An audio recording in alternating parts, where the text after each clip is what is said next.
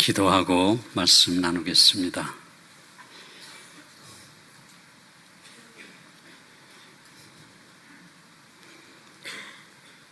불가마와 같고 사자굴과 같은 사망의 음침한 골짜기를 지날지라도 우리가 해를 두려워하지 않을 것은 주께서 나와 함께 하심인 줄 믿습니다.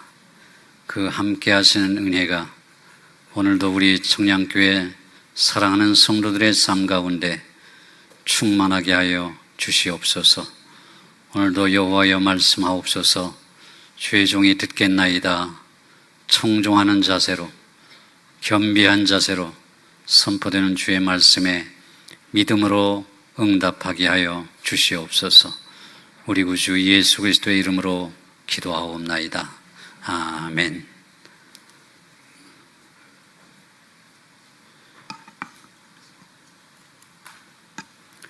천하를 호령하던 바벨론 제국도 87년의 그 역사를 끝으로 벨사살 왕이 최후의 왕이 되고 맙니다.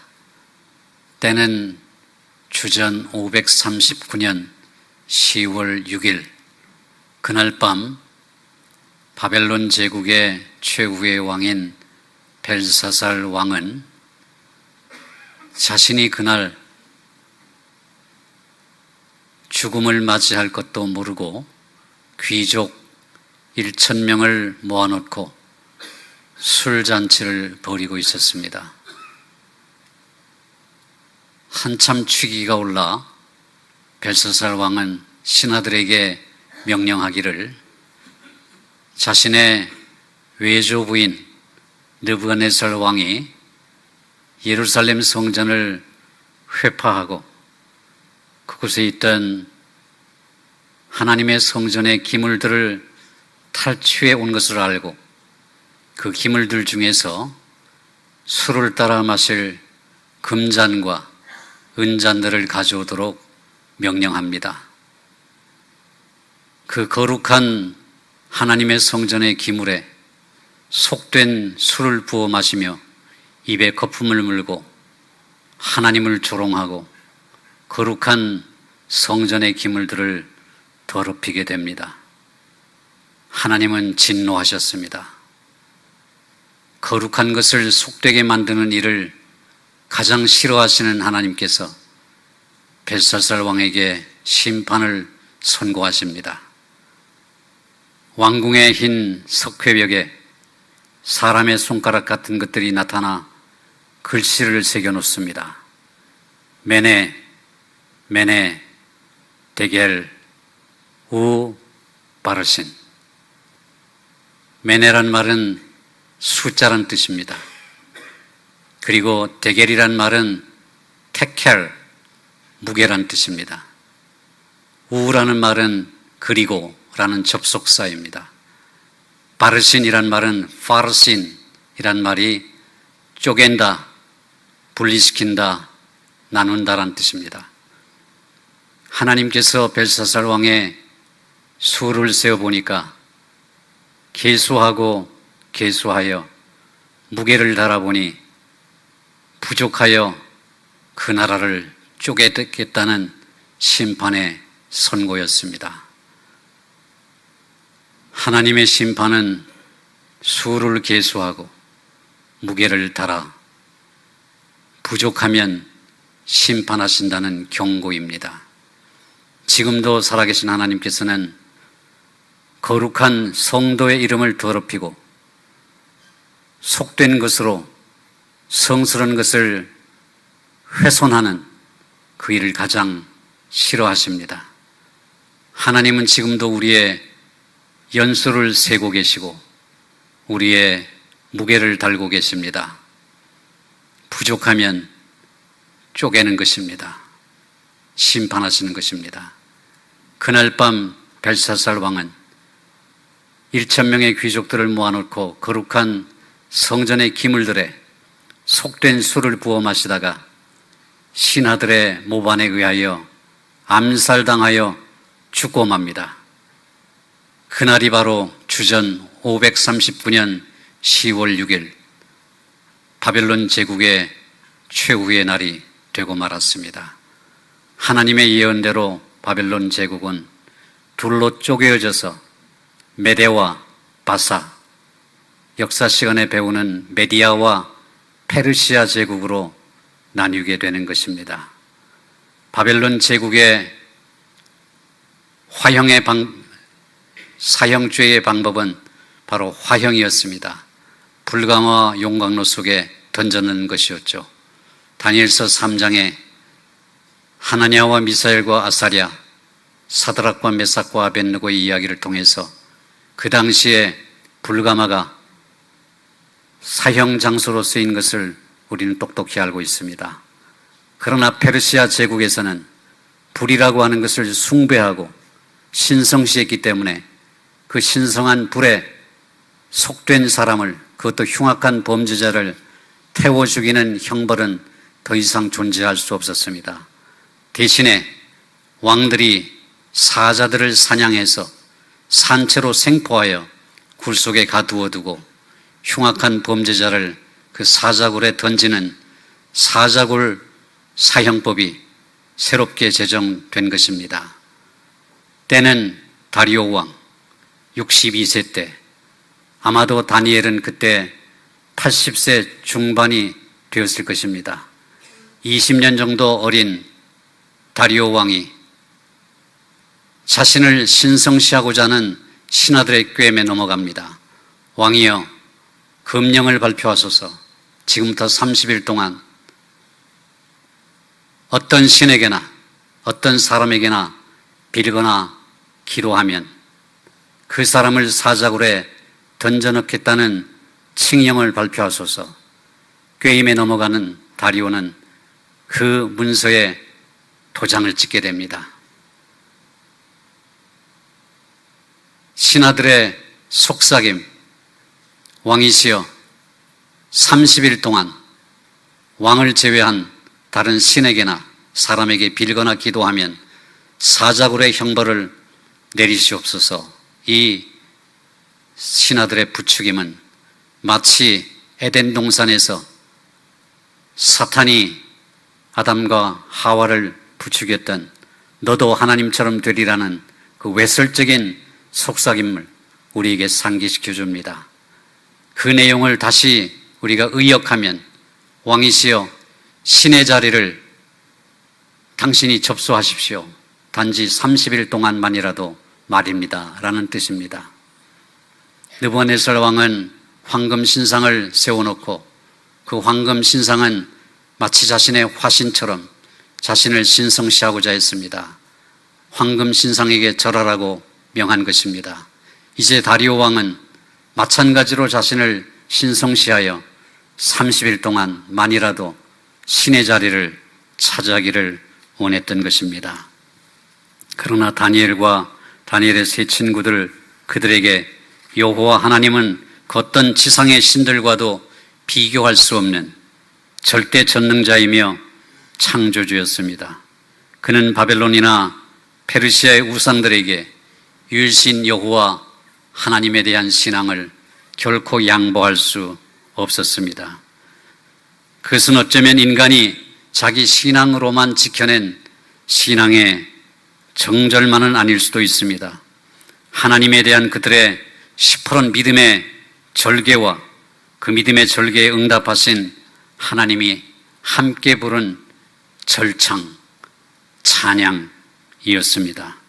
폭포처럼 터져나오는 숨막히는 믿음의 향기, 바로 그것이었습니다. 그렇습니다. 하나님에 대한 믿음과 기도는 결코 혼자 불러대는 메아리 없는 짝사랑 같은 몸부림, 그런 것이 아닙니다. 이런 기도의 사람 다니엘에게 큰 위기가 닥칩니다. 다니엘에게 닥친 재앙은 유감스럽지만 그가 너무나 탁월하다는 데 있었습니다. 어떤 탁월함이냐 하면 도덕성과 믿음의 영역이었습니다. 요즘 말로 말하면 신행일치의 삶입니다. 믿음과 행위가 일치하는 그런 사람은 바빌론 페르시아 제국에서는 찾아올 수가 없었습니다. 독일어 성경을 읽어보니까 그가 평지 같은 세상 속에서 너무 우뚝 솟아 있었다라고 번역되어 있습니다. 우리말로 하면 군계 일학과도 같은 존재였던 것입니다. 닭들의 무리 속에 학 한 마리가 있으면 얼마나 눈에 돋보이겠습니까? 다니엘에게서는 위선이나 타협이나 아부 같은 것이 도무지 보이지 않았습니다. 바로 그것이 그의 경쟁자들에게는 눈엣 가시와도 같은 요소였습니다. 그래서 정적들은 결국 음모의 함정을 파게 됩니다. 그들의 범행의 동기는 질투와 시기와 증오였습니다. 다니엘의 경쟁자들은 속전속결로 금지령을 발의하였습니다. 그 금지령의 내용은 이렇습니다. 폐하 앞으로 30일 동안 폐하 이외엔 그 어떤 신이나 인간에게 빌거나 기도하지 못하게 하는 금지령을 어명으로 선포해 주시기를 바랍니다. 그 금지령을 어기는 자는 가차없이 사자굴에 던져 넣는다는 조항도 덧붙여 주시기 바랍니다. 다리오로 하여금 법령에 서명하게 하는 계략 속에는 그 에덴 동산에 너도 하나님처럼 되리라는 속삭임이 출렁거렸습니다. 인간의 허영심에 대고 속삭인 신하들의 술수와 계략은 다리오 왕 앞에 놓인 쥐덫이나 마찬가지였습니다. 다리오는 그때 거대한 정치적, 경제적, 군사적 권력을 위임받고 있었습니다. 그리고 신하들은 지금 그에게 종교적인 왕관마저 씌우려 하고 있었습니다. 그는 그들이 덫으로 놓은 새로운 법령에 서명하지 말았어야 했습니다. 한편 그 법령이 선포되었을 때 다니엘은 그 법령이 무엇을 의미하는지 분명히 알고 있었습니다. 그러나 다니엘에게 있어서는 외교적인 또 자신의 생명을 위한 타협 같은 것은 없었습니다. 하나님께 대한 충성에 관한 애초 플랜 B와 같은 것은 존재하지도 않았던 것입니다. 약 70년 전 바벨론 포로가 되어 끌려오던 첫날부터 다니엘은 기도의 원칙을 세웠습니다. 그리고 그는 그것을 사자굴의 위협 앞에서도 가차없이 실행에 옮겼습니다. 예루살렘을 향하여 창문을 열었습니다. 무릎을 꿇었습니다. 그리고 전에 하던 대로 하루에 3번씩 그 하나님 앞에 기도하며 감사했습니다. 바로 그것이 하나님에 대한 그의 충성과 사랑의 방식이었으며 또한 약속이었습니다. 다니엘서 6장 10절은 이렇게 말씀합니다. 다니엘이 이 조서에 왕의 도장이 찍힌 것을 알고도 자기 집에 들어가서는 윗방에 올라가 예루살렘으로 향한 창문을 열고 전에 하던 대로 하루 3번씩 무릎을 꿇고 기도하며 그의 하나님께 감사하였더라. 사자굴에 던져지는 죽음의 위협 앞에서도 기도하며 감사했습니다. 기도하며 감사했습니다. 죽음 앞에서도 감사했습니다. 주를 위해 죽는다면 기꺼이 죽겠습니다. 일사각오의 믿음을 가졌던 것입니다. 그가 바벨론으로 끌려온 지 18년 후에 예루살렘 성전은 느부갓네살에 의해서 불탔고 조국은 멸망했습니다. 그럼에도 불구하고 그는 가차없이 예루살렘을 향해서 창문을 열고 기도하기 위하여 무릎을 꿇었습니다. 그렇게 함으로써 다니엘과 그 세 친구들은 예루살렘을 인간 왕이 불태워 파괴할 수 없는 영원한 장소, 이 지상에서 가장 신성한 장소로 만든 것입니다. 예루살렘은 느부갓네살이 파괴할 수 있는 인간의 그 무엇이 아니었던 것입니다. 그들은 그 예루살렘을 향해서 무릎을 꿇었고 기도했고 찬양했고 감사했습니다. 당시 다니엘은 3명의 총리 중에 하나였음에도 불구하고 여전히 고소자의 고소장에는 유대인 포로 다니엘이라고 명시됩니다. 총리라고 해도 페르시아 제국에서 다니엘은 여전히 남유다 왕국 출신의 유대인 포로에 불과했습니다. 다리오 왕은 슬펐습니다.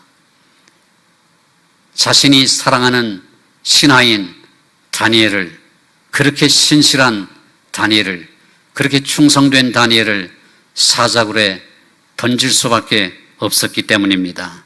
그는 어떻게 하면 다니엘을, 그 목숨을 구할 수 있을지 생각하고 또 생각했습니다. 그는 알고 있었습니다.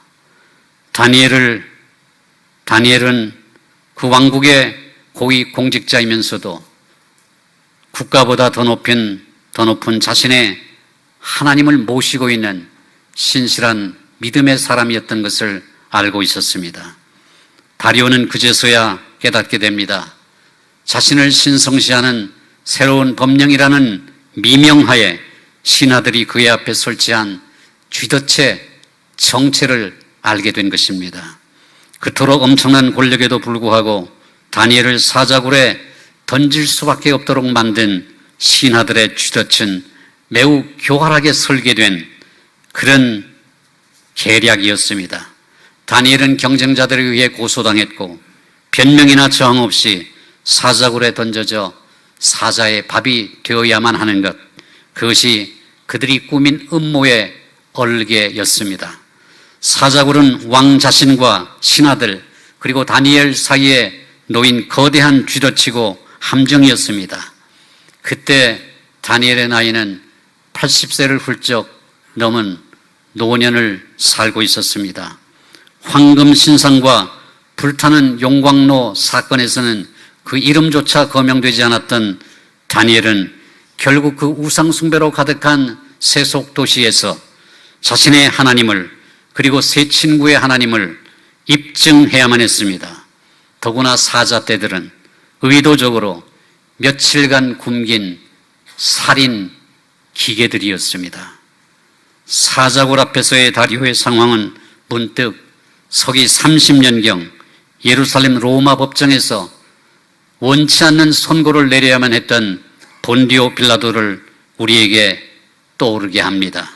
사자굴과 다리오 왕과 다니엘의 상황은 십자가와 본디오 빌라도와 나사렛 예수의 상황을 교차시킵니다.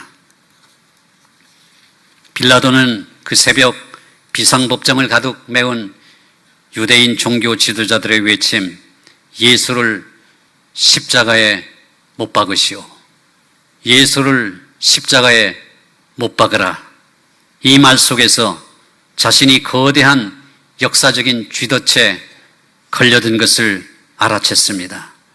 빌라도는 그때 세계 최강의 제국이었던 로마 황제 티베리우스로부터 임명되어 파견된 제5대 유대 총독이었습니다. 그는 자신이 고소당한 예수를 십자가형으로부터 면하게 할 수 있다고 생각했습니다. 하지만 유대인들의 고소는 치밀하고 그리고 교활했습니다. 그들은 예수가 스스로 자신을 왕이라고 자칭한다고 고자질했습니다. 자칭왕, 그것은 로마 제국의 황제 외엔 그 누구도 왕일 수 없는 로마에 관한 한 최고의 반역죄였습니다. 즉 유대인들은 빌라도의 최고의 약점에 논리의 창을 들이대고 있었던 것입니다. 그들은 이렇게 말합니다. 자칭 왕이라고 하여 로마법을 어긴 이 사람을 석방할 경우 총독 빌라도여, 당신은 더 이상 로마 황제의 친구가 아닙니다. 빌라도는 정말이지 예수를 석방하고 싶었습니다. 그것은 지금 다리오 왕이 처한 진퇴 양난의 상황과 같습니다. 결국 다리오는 이렇게 말합니다. 다니엘아, 내가 절대 충성하는 너의 하나님이 너를 구원하시기를 원한다. 그렇게 말하면서도 다리오는 자신이 토해낸 말이 대체 무엇을 의미하는지 알지 못했습니다. 그것은 약간의 이중적인 감정의 카오스, 혼돈 속에서 터져나온 미화된 작별 인사처럼 들립니다. 다니엘은 결국 사자굴에 던져졌습니다. 사형 집행인은 굴의 입구를 큰 돌로 막아버렸습니다. 입구를 막은 돌 위엔 왕의 인장반지를 찍었고 귀족들의 인장반지를 찍어 완전히 봉인했습니다. 그 누구도 그 돌을 굴려내서는 안 된다는 그런 표시였습니다. 또한 그 사자굴이 다니엘의 무덤이 될 것이라는 강력한 표시이기도 했습니다. 사자굴에 던져지는 순간 다니엘은 즉시 굶주린 사자들의 밥이 될 것이 명확했습니다. 예수님의 무덤도 그랬습니다. 빌라도는 그곳에 인장을 찍어 봉인했습니다. 그리고 파수꾼까지 세웠습니다. 그러나 그 무덤 안에 예수님을 깨우시는 하나님의 절대적인 손길을 막지 못했습니다. 성경 주석가인 에드워드 데니슨 이렇게 말합니다. 우리는 두 개의 구덩이를 본다. 다니엘의 사자굴과 예수님의 시신이 안치된 무덤이다. 인간은 그 구덩이, 그 무덤을 외부로부터 어떤 개입이나 조정이나 구조가 없도록 두 겹, 세 겹으로 봉인한다. 그러나 하나님은 인간 사고의 세계 속에 존재하지 않으신다. 인간 사고 세계를 초월해 존재하신다. 하나님이 자신의 남은 자들을 사자들로부터 해방시키신 후에야 인간은 비로소 깨닫는다. 하나님께는 그 어떤 것도 불가능한 것이 없다는 것을 깨닫는 것이다 라고 말했습니다. 다니엘은 결국 사자굴에 던져졌습니다. 굴의 입구는 거대한 돌로 봉인되었습니다. 파수꾼이 보초병이 배치된 것은 분명합니다. 다리오 왕과 다니엘의 정적들은 아침 여명이 시작될 때에 무덤으로 달려옵니다. 다리오는 전날 밤 불면의 밤을 보냈습니다. 다니엘을 사자굴에 던져놓은 후 다리오는 혹시 다니엘이 살아있을지도 모른다는 신라 같은 희망을 갖고 있었습니다. 다리오는 사자굴에 대고 다니엘의 이름을 불렀습니다. 그때 저 깊고 어두운 사자굴 처형장으로부터 터져나온 음성이 있었습니다. 왕이여 만수무강하옵소서. 왕이여 만수무강하옵소서. 무덤과 같은 사자굴로부터 들려오는 이 안부의 외침은 얼마나 역설적입니까? 그것은 사자굴, 아니 죽음의 무덤으로부터 들려온 살아있는 자의 음성이었습니다. 다니엘은 굶은 사자들로 득실되는 사자굴 속에서 그 하룻밤을 살아있었던 것입니다. 더구나 그는 마치 왕궁에서 왕을 독대할 때처럼 왕가의 예전까지 지키고 있었던 것입니다. 왕이여 만수무강하옵소서. 중요한 것은 다리오가 사형장인 사자굴인 동시에 무덤인 그곳에서 다니엘이 살아있음을 확인한 후에 그것을 하나님의 전능하심에 대한 경외심과 찬탄으로 표현했다는 것입니다. 그 새벽 여명에 사자굴을 향해 달려오는 다리오의 모습은 새벽 여명에 예수님의 무덤을 향해 달려오던 막달라 마리아와 교차합니다. 그 새벽 여자들 그리고 이후에 예수의 제자들도 예수님의 무덤을 향해 달려왔습니다. 새벽 여명에 말입니다. 그리고 그들도 비통한 전날 밤에 불면이 있었습니다. 새벽 여명에 각각 페르시아의 사자굴과 예수님의 무덤을 향해 달리는 그들의 그 숨찬 헐떡임, 지난밤의 불면의 고통스러운 밤과 그 새벽에 힘겨운 희망으로 달리면서도 그들은 자신들이 곧 하나님이 이미 완료시켜 놓으신 하나님의 기적, 하나님의 역사의 증인이 될 것이라는 사실을 까맣게 모르고 있었습니다. 그렇게 함으로써 다리오 왕은 살아있는 다니엘의 부활의 증인이 되었고 막달라 마리아는 메시아이신 예수 그리스도의 부활의 증인이 되었습니다. 사자굴도 무덤도 지난밤에 미칠 듯한 흑암도 그 절대적인 절망을 발로 걷어차고 하나님이 이루신 일에 대한 광채와 경의와 영광을 우리는 경험합니다. 사자굴 속에서 살아남은 다니엘의 생존 모습은 불가능 그 자체였습니다.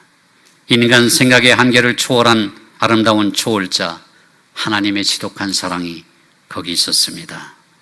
다니엘은 상처 한 점도 없었습니다. 불을 창조하신 하나님께서는 용광로 속에서 그 불의 열기를 빼앗으셨습니다. 천도가 넘는 용광로의 불은 열기를 빼앗기자 붉은 바람에 불과하게 되었습니다. 사자를 창조하신 하나님께서는 사자의 입을 봉하셨습니다. 그 맹수인 사자는 고양이와 같이 온순한 동물로 변하게 된 것입니다. 그것이 바로 하나님의 능력이요 믿음의 신비인 것입니다. 하나님의 천사는 실컷 굶은 사자 때 입을 봉인한 것뿐만이 아니었습니다. 그 공포의 밤 믿음으로 인하여 결국 처형장에서 끝나야만 하는 허무한 모순의 공간, 지옥처럼 어두운 사자굴, 예정된 다니엘의 무덤 속에서 그와 함께 있어 주었습니다. 사망의 음침한 골짜기, 사망의 어두운 그림자가 다니엘을 뒤덮고 있는 그 사자굴에서 말입니다. 그래서 다윗은 시편 23편에서 이렇게 노래합니다. 내가 사망의 음침한 골짜기를 다닐지라도 해를 두려워하지 않을 것은 주께서 나와 함께 하심이라. 주께서 나와 함께 하심이라. 용광로 속에서 함께 하신 하나님.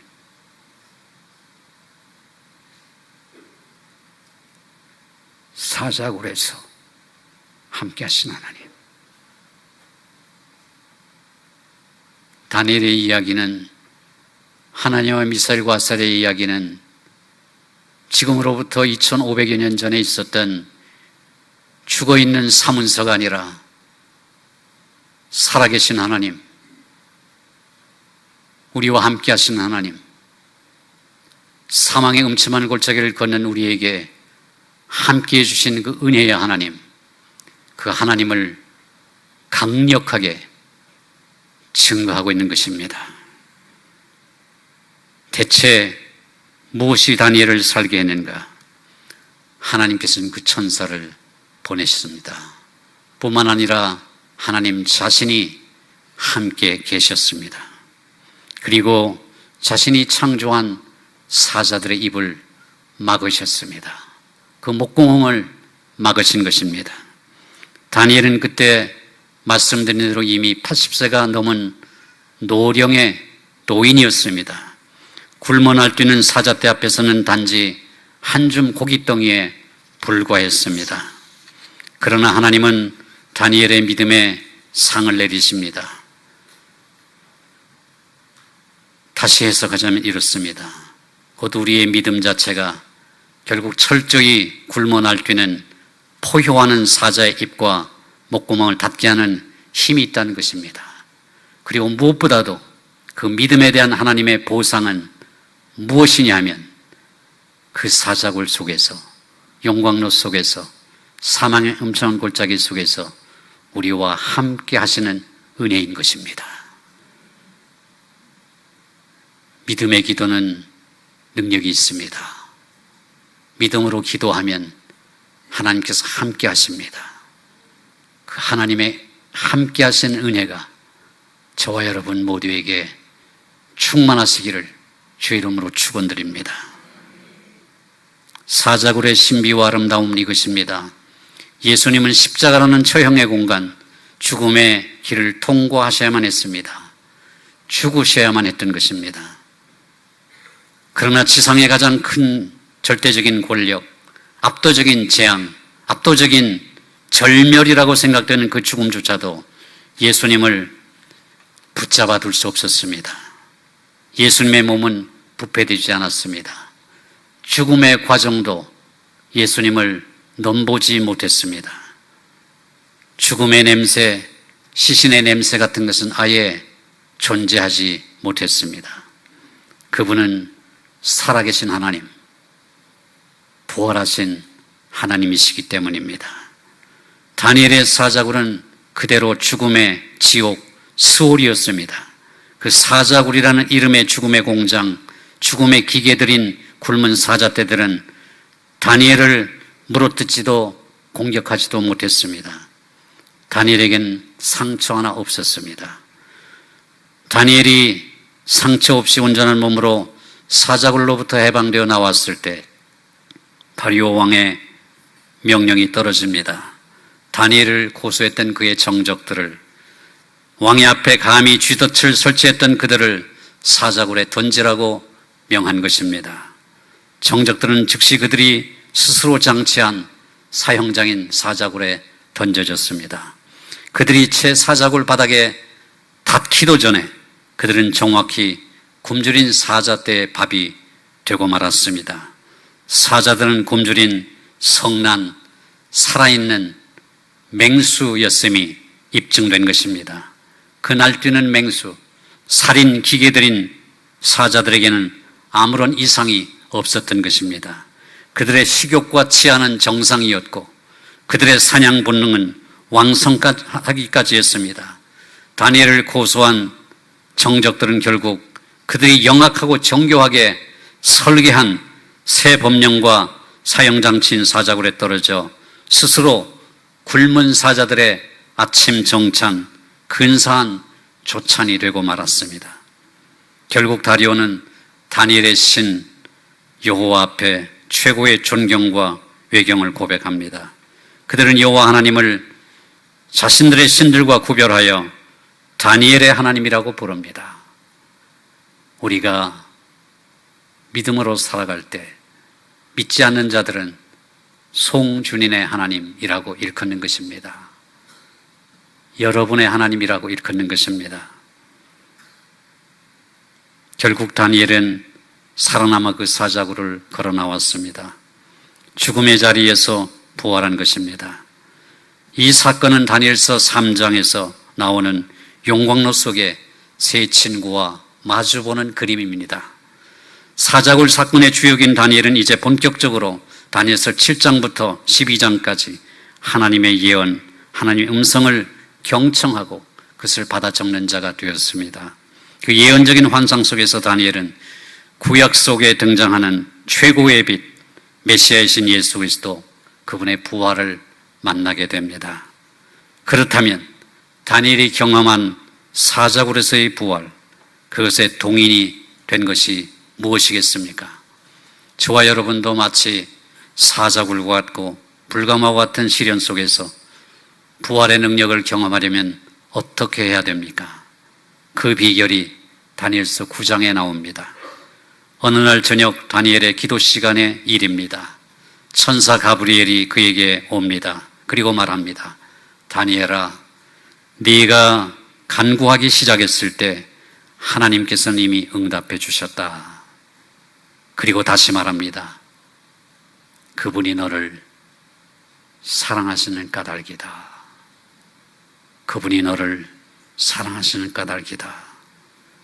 다니엘이 기도를 시작했을 때 하나님의 응답, 하나님의 위대한 예스는 이미 도착해 있었습니다. 저와 여러분이 기도하기를 시작할 때 그 기도는 이미 응답되었다는 것, 그것이 바로 천사 가브리엘이 들고 온 하나님의 전갈이었습니다. 그리고 하나님의 신실한 변개할 수 없는 약속이었습니다. 다니엘과 세 친구의 기도, 그것은 절망과 좌초와 희망의 절멸이라는 시퍼런 고독 속에서 하나님을 향하여 영혼의 창문을 여는 일이었습니다. 기도의 응답보다 더 중요한 것이 있습니다. 다니엘아, 네가 간구하기 시작했을 때 하나님께서는 이미 응답해 주셨다. 왜냐하면 그분이 너를 사랑하시기 때문이다.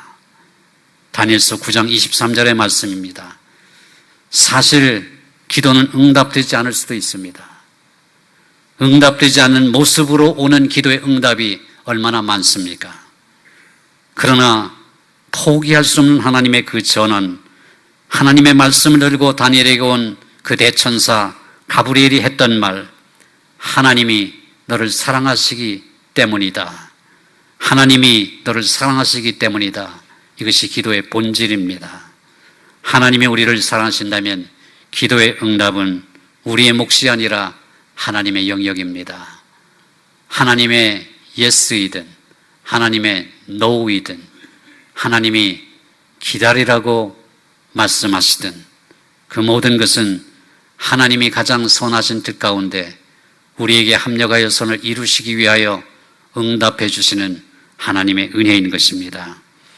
하나님이 사랑하신다면 기도의 응답은 우리의 몫이 아니라는 사실을 기억해야 합니다. 하나님이 다니엘과 그 세 친구를 사랑하신다는 사랑의 고백을 그들은 그 기도 속에서 반복해서 들었음이 분명합니다. 내가 너를 사랑한다. 기도할 때마다, 다니엘과 세 친구가 기도할 때마다 내가 너를 사랑한다. 내가 너를 사랑한다. 이렇게 반복해서 말씀해 주셨을 것입니다. 그렇지 않고서야 그들이 목숨을 걸고 유일하신 하나님에 대한 그토록 시퍼런 뜨거운 사랑의 고백을 느부갓네살의 불가마와 다리오의 사자굴 앞에서 토해낼 수는 없었을 것입니다. 하나님은 그들을 이렇게 부르십니다. 내 사랑하는 자야, 내 사랑하는 자야. 그것이 하나님이 그들의 어깨에 금홀 왕의 지팡이를 내밀면서 내리신 그들에 대한 믿음의 기사자규입니다. 그들의 절대 충성과 절대 복종에 대하여 하나님께서 매 순간 주시는 그 세밀한 절절 끓는 사랑의 응답이 없었더라면 그들은 봉인된 불가마와 봉인된 사자굴, 그 출구 없는 죽음의 장소까지 갈 수 없었을 것입니다. 하나님이 다니엘을 부르시는 칭호, 내 사랑하는 자야. 여기에는 기도에 대한 하나님의 찬란한 화답이 순금으로 세공된 성배처럼 번쩍입니다.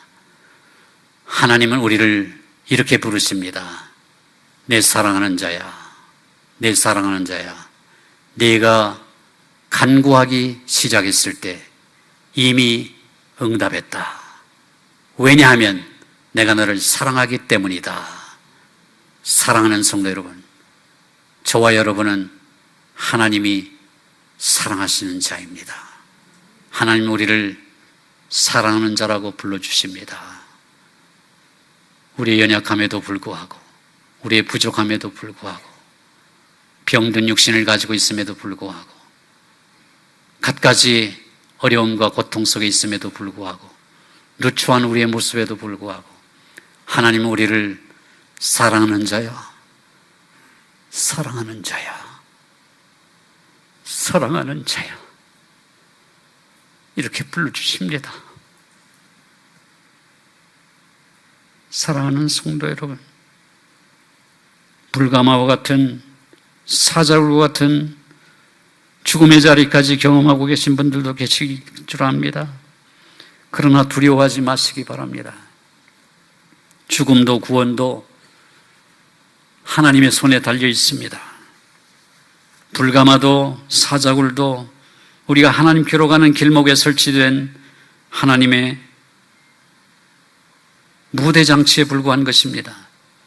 우리가 기도하는 순간 모든 것을 합력하여 선을 이루시는 하나님의 응답이 즉각적으로 떨어집니다. 왜 그렇습니까? 바로 그것은 우리가 하나님의 사랑하시는 자이기 때문입니다. 하나님의 큰 은총을 입은 자이기 때문입니다. 리처드 포스터, 제가 번역한 기도라는 책에서 이렇게 말합니다. 영적인 히말라야를 정복하기 위해서는 일상생활에 작은 산들과 언덕에서 정기적으로 훈련받지 않으면 안 된다. 바꾸어 말하면 날마다 하루 3번씩 우리의 영혼의 문을 열고 마음의 문을 열고 하늘 아버지를 우러러보며 무릎을 꿇고 겸비하게 그 하나님 앞에 기도하고 감사할 때에 행여 우리 인생 속에 히말라야와 같은 고봉을 만날지라도 그것을 너끈히 이길 수 있는 힘을 우리에게 제공한다는 것입니다. 사랑하는 성도 여러분, 다니엘은 조서에 왕의 도장이 찍힌 것을 알고도 자기 집에 돌아가서는 윗방에 올라가 예루살렘을 향한 창문을 열고 전에 하던 대로 하루 3번씩 무릎을 꿇고 기도하며 그의 하나님께 감사하였더라, 이렇게 말씀합니다. 이런 믿음에 대한 하나님의 보상이 무엇입니까? 바로 사망의 음침한 골짜기를 다닐지라도 해를 두려워하지 않을 것은 주께서 나와 함께 하심이라. 주께서 나와 함께 하심이라. 주께서 나와 함께 하심이라. 함께 하시는 은혜가 우리의 믿음에 대한, 우리의 기도에 대한, 우리의 감사에 대한 하나님의 은혜임을 여러분이 경험하고 고백하시기를 존귀하신 주님의 이름으로 축원드립니다. 기도하십시다. 주님, 불가마와 같은 고난과 시련, 사자굴과 같은 두려움과 공포의 시간들이 있습니다. 다윗이 노래한 대로 사망의 음침한 골짜기를 지나고 있습니다. 다니엘이 사자굴 속에서 부활을 경험한 그것은 다른 것이 아니라 바로 기도의 능력이요 믿음의 신비임을 고백합니다. 그들이 다니엘을 굴에서 올린즉 그의 몸이 조금 더 상하지 아니하였으니 이는 그가 자기 하나님을 믿음이었더라. 자기의 하나님을 믿음이었더라. 믿음의 기도가 부활의 원동력임을 고백합니다. 우리도 일상생활의 작은 산들과 언덕에서 정기적으로 기도하는 훈련을 통해서 불가마와 같고 사자굴과 같은 영적 히말라야를 정복하게 하여 주시옵소서. 기도하자마자 가장 선한 방법으로 응답하시는 주님, 그 기도의 응답은 다름 아닌 하나님이 우리를 사랑하시기 때문이라 말씀해 주셨습니다. 내 사랑하는 자야, 내 사랑하는 자야, 내 사랑하는 자야, 기도할 때마다 그 음성 듣고 위로받게 하시고 능력받게 하여 주시옵소서. 우리 구주 예수 그리스도의 이름으로 감사하며 간절히 기도하옵나이다. 아멘.